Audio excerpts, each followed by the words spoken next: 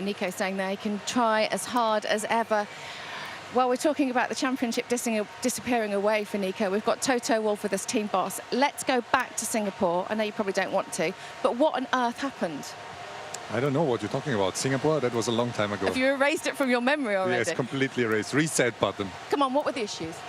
In Formula One, there is never one single issue, getting it wrong, and then the car's performance just collapses. It's a couple of issues, setup related, tire related, the way you tackle the whole weekend, why you put the car on the track.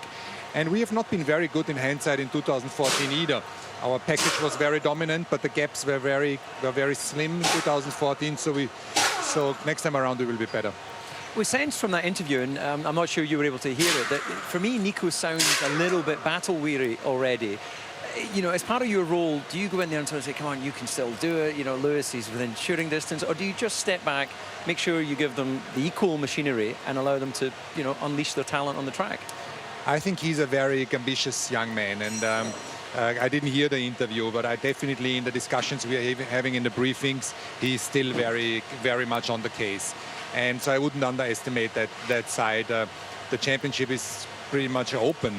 You can see that with a DNF on an unfortunate moment, you lose a lot of points. So I don't think that he's on his back foot, but nevertheless, part of my role is also to make sure that they are both in happy places, and this is what I try to do. Can I just go back to Singapore for one more question? Do you think it was track specific, or could you find yourself in that situation again?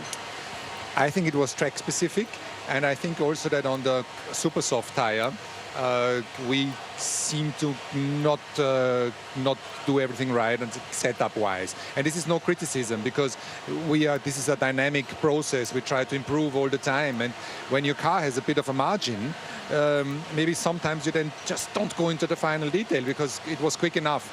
And I think that a little slap sometimes is good and necessary. So bring us into qualifying. We're talking here, it's the final countdown. Everything's been compressed into one session of dry running.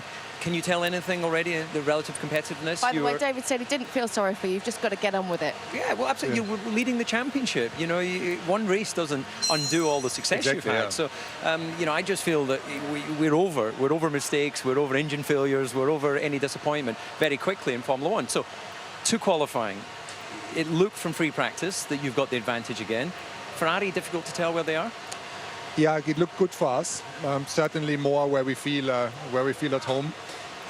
Ferrari seemed to struggle, but I wouldn't, again, underestimate what they can deploy in qualifying. We've seen that in Monza, where they were not so competitive, and then in qualifying they pulled out a lap which just propelled them into the front row. So I would definitely count with Red Bull, who looked strong through the S's, and Ferrari as well. Okay, but pole position very important here, front row very important. Are you confident of that today?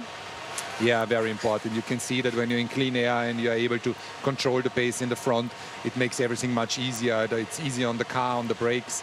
So that is the aim for this afternoon.